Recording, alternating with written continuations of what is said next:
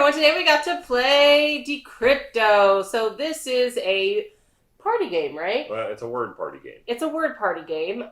So before we get into it, don't forget to hit the subscribe button and the notification bell because board games are awesome and you want to see what's new and up and coming, and we've got a couple for you.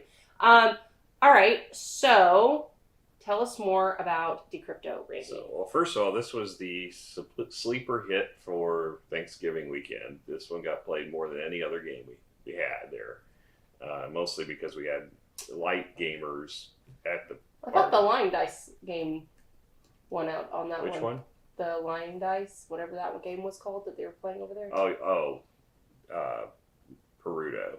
Perudo got played quite a bit too, but this was the one that got played the most. Okay.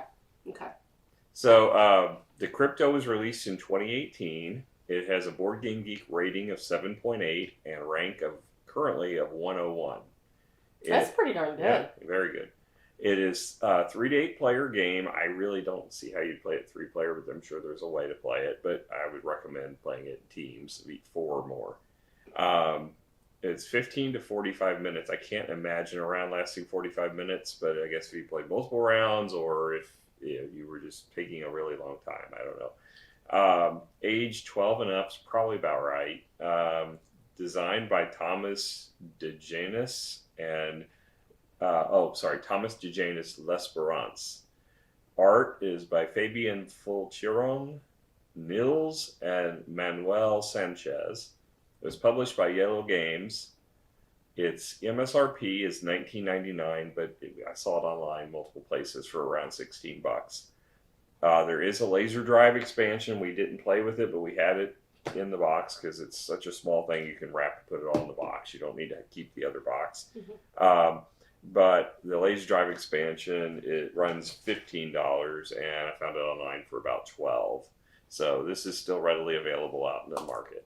Okay. All right. So let's talk about it. So quality of pieces. So you have this decryptor screen for both parties. So there's 2 different groups in this game. I thought these were actually really kind of nice. Yeah. I kind of like them. And then you have cardboard chits. The card quality is okay. Yeah, it's very minimal. It's nothing to write at home. There are not a lot of pieces in this game. No, but they look like floppy disks, which I thought was pretty cool. That was going to go towards theme, but they do look like floppy disks. Okay, so and then you got the cards that are used to slide into the screens, mm-hmm. and those are intentionally made so you can't read them easily unless you put them through the. Yeah, you gotta be careful because if you stare at them long enough, you can read them. So you don't want to do that. They're 2-sided, and there's 2 on each side, one facing up and one facing down. So you have 4 per card. Yeah, but there's not a lot of cards.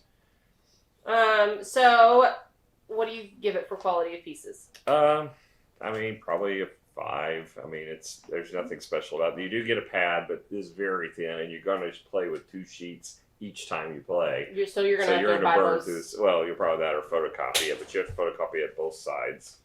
But yeah, you're going to need to make copies. So you're giving it a 5? I don't see anything really that spectacular about any of the components. I mean, they're all. I like the player screen quite a bit. Right. I'm going to give it a 6 because of that. I think that's unique. I think that's definitely something that calls out to me anyway. It's better than something a little piece of red sliver that you've seen in some other things to kind of decipher. So, for that. So let's talk about theme. So there's a lot of cool components to it. The components that it do have really fits the theme well. Like you mentioned, how the back looks like a floppy disk. Yeah, and an old time computer, and the expansion looks like a CD-ROM. So. Yeah, so I think there's some kind of cool things going on for a theme. I mean, is it heavy? No, but they did put a little bit of thought into it, so I can appreciate it. And I like the cute little video game mascot they have, and it's on all the tokens. It's fun. Yeah, I mean, for theme, I'm gonna give this a 6 because it's a cute little theme. Yeah, there was some thought. I mean, there was definitely some thought that carried out through the game. Yeah, it fits with the code and everything. So I'll give it a 6.5 just because I like the little mascot a lot. He's cute. You really do? Yeah, he's cute. Okay. All right. So now let's go into rules. So it's a very simplistic game. The rule book is 12 pages. It's got a cover, a real pretty cover. Looks like the box cover. And there's my friend the mascot on the back. He's all throughout the book actually. Little pictures of him wearing his graduation hat or different cartoonish symbols for him. It's kind of cute. The print is kind of small, so if you have sight problems, some of the text is a little tough to read, which is kind of odd because the component sheet is very big. I mean, it's decent size anyway. This is the size it should have been throughout the rule book. The rules are very simple. I don't know why it took really 12 pages to get it all out, but at least it's very thorough. They have a huge page full of example play, which is kind of unnecessary. Actually, it's 2 pages. It goes into the next page. Well, they're just trying to make sure that. Yeah, just cement the game, but 2 pages is more than enough for explaining this game as far as doing an example of how to play. Yeah, so give it a score. Here's the 3-player rules. So they have a section for that. I honestly would play it as teams. I've never played a 3-player. I'll go ahead and give this a 7. It's fine. It's not bad. It seems overkill for this level of a game. Okay. All right. So now let's actually talk about gameplay. So gameplay is pretty strict. Well, I'm not going to say that now because I made you subconscious. Yes. So basically you take your little cards. Putting in the wrong one. Yes. These. I was like, this isn't fitting. Well done, Miranda. I didn't actually set up this game. Randy was like, someone bowed out, and so I had to take over. Which it was really not bad to kind of step in. So each team has 4 words. 4 words that we're going to do. And we can do a simple round here. Well, you can't really do a round because... Well, not a round, but you got to have 4 people. Example. All right.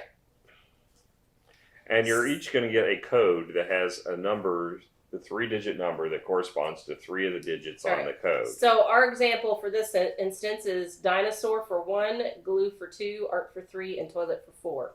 And the number that you would try to get is 423. Yeah. So I should have used one of those, but... Yeah. All right. So then I'm going to take my little board. Here, hand me a pen. And I'm going to try, what was the number? 423? 423 is your code. So I've got to make a clue to relate that. So for toilet paper, or for toilet, I'm going to do paper. Okay. 2, I will do, this says glue, so I will do scissors. And then 3 is art, so I will do paint. This is not a good... No, scissors was bad for glue because it could go with art as well. The main thing is you want your partners to be able to guess the clues accurately, but you don't want to make it too obvious because your opponents can decipher your code. So the first clue is less important because they can't guess on the first clue. But it gives them association with the words. Yeah. But you're trying to make your clues obscure enough that it is going to confuse your opponents. Well, this would be really close. So I mean, yeah, I think you could have done it potentially, but those 3 words all could go with a lot of those. So the thing is if you confuse your partner or partners and they guess the wrong clue, you get one of these black tokens. All right. So say I made the clues. Now, Randy has to then write down the order. If I'm your partner. Yeah. If you're my partner. You're not my partner? Usually not, but in this case we will be. We were during when we played. Yeah. Well, yeah, partner in life. But usually when we play games, we're not partners. Not because I don't want to be your partner, for the record. Yeah, it is pretty much. That's pretty much it. No, I actually want to play with you. Oh, okay. Not right now. So, if I guessed 423, we would get to live another day, and we would not get one of these tokens. But if I guessed 412 or something like that, we get one of these tokens. If we get 2 of these tokens, we automatically lose the game, and the other team wins. Yeah. Now we're going to try to see what our other party did. So say if I was on the other team, they would just, I don't see this, they would say paper, scissors, and paints. And then therefore I would have to guess based on my previous knowledge of the different ones. This would be so close I would probably get it horribly wrong. And then I would, if I got it wrong, I would get... No, you don't get anything for getting it wrong. If you get it right when you're guessing, you get one of these white tokens. Mm-hmm. And if you manage to get 2 of those white tokens, you win the game. Mm-hmm. So you can either lose or you can win. Well, yeah, that's most games, babe. No, but I'm talking about, like, it's not scoring points or anything. Yeah. The end of the game is triggered by someone losing or someone winning. Yes. Now, the expansion, if you play with the expansion, it adds a condition that at least one of your clues has to meet. Like this one, a word beginning with P. So one of your clues you give would have to start with the letter P, which he met actually with paper. Paints. And paints, yes, 2 of them. I would have tried for a trifecta. Then it also adds where you can actually try to guess the word the person has. And if you do that, you get one of these bonus tokens. So it does add kind of a point system, if you will, with the bonus tokens by guessing the actual word the person wrote. But in general, you don't really care about the word. You just care about the association with the word. So that was a problem I think that people didn't realize when we were playing. A lot of people were trying to keep them from guessing the word by throwing clues in. But the problem is as long as it's associated, you can pick up on that association. It doesn't matter if you know the word or not. All it matters is I know this is going to relate to 4, or this is going to relate to number 2. Right, and so like I think because we had the princess as one of our words, and like the first thing you did toadstool, and like because of the word selection, I was able to guess princess, and then the second round he did peach, which was probably a bad choice. But I knew Princess Peach, right? Right. Yeah, it should have been another princess. Yeah, I should have done something else as opposed to something that kept leading them to that code. To Mario. To that word. To Mario. But then heritage, when you gave that, didn't really go well with it. So it worked out, yeah, because then I did heritage because, nobility, heritage. So anyway, so it ended up working out, though, because when you go back and forth, you do get inventive with some of the clues, so that makes it a lot more fun. And then that's the game. Yeah, that's really all there is to the game. I enjoyed it. I actually enjoyed working with you. I mean, not right this second. Well, of course not. This is a video. You don't care about me being in the video with you. No, I do. Someone has to talk. No, no, I joke around and I kid. No, I actually had a lot of fun actually working with Randy for once because we rarely play games that we got to work together. I wish there would be more pair games that go against with other more competitive pair games. Well, this is really a team game. It's not necessarily a pair, but I know, but we played it as 2-on-2. Yeah. So this is going to get bonus points because I was actually able to play with my husband and beat the crap out of my... Yeah. I mean, if you enjoy games like Codenames or those kind of games, this is right in that same category. Yeah, I mean, because a little bit of background history for me, in case some of you guys are kind of new to the channel, I'm not a huge fan of party games and then word games because I'm not very good at them because I suck at English. And so because of that, though, it's really hard for me. Like, Codenames is fine most of the time, and then like Trap Words is okay. But this one I thought was actually pretty good because I think I liked working with you, and the guessing mechanism is a little more because you have those kind of in front of you. I liked it a little bit more. Okay, well, I don't like it as much as Codenames. Codenames to me is kind of the penultimate of the word party game category for me. But I thought this was a fun game, and I definitely think I could see why people would rank it highly. I do too. I do think it. Obviously, it won well. It did well at the party. I thought it was a good hit, and I can see the value of the fun level in this. I wish it had more cards. I don't think it's going to last long with that. It'll become too... I'm sure there'll be an expansion soon enough. Yeah, there is an expansion. It didn't have any of those cards. But I meant... so we need more cards for it. But yeah, I think this was a fine game. I'll give it probably an 8. I think it did, it was popular at the party, and as far as light party games go, it's fine. It's not my favorite. It definitely isn't a code names, but it's pretty good. I agree with your 8. I really enjoyed it. It was actually a lot of fun. Like I said, I liked working with Randy. I do think it would be a little bit of a different dynamic if it was an actual larger group that played.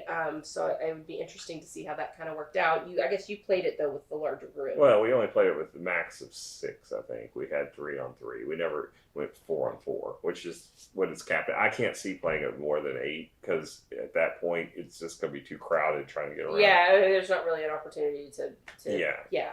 So yeah. All right. Well, thank you so much for joining us. We had an absolute blast, and hopefully you'll come hang out with us again. We'll catch you guys later. Bye.